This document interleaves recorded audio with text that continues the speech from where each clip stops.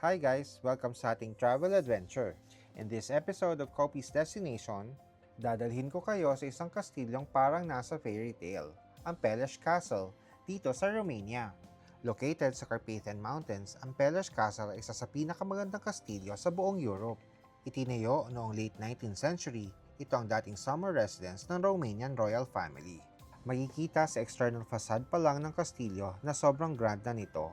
May pagka-Gothic, Renaissance at Baroque ang architecture.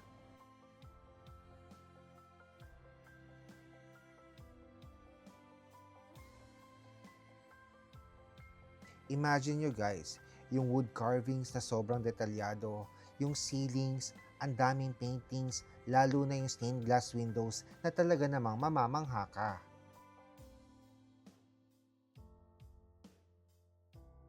Fun fact, isa ito sa mga unang kastilyo sa buong mundo na nagkaroon ng electric lighting.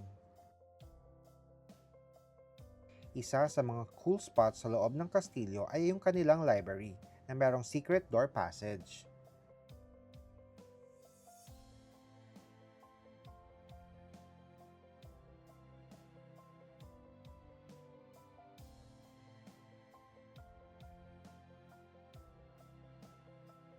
Siyempre, hindi natin pwedeng palampasin ang view sa labas, surrounded by lush green forest at may backdrop pa ng Carpathian Mountains.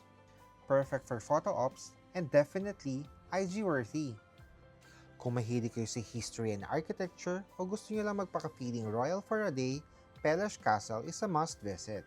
Hope you enjoyed this trip, and if you want to book the same adventure, you can check the description box for our affiliate link. Saan tayo next? See you at the next Kopi's Destination. Ingat! Yeah, Kopi's Destination. Travel stories, inspiration. Grab your cup, let's take a flight. Wander free from day to night. Kopi's Destination. Adventure's the motivation.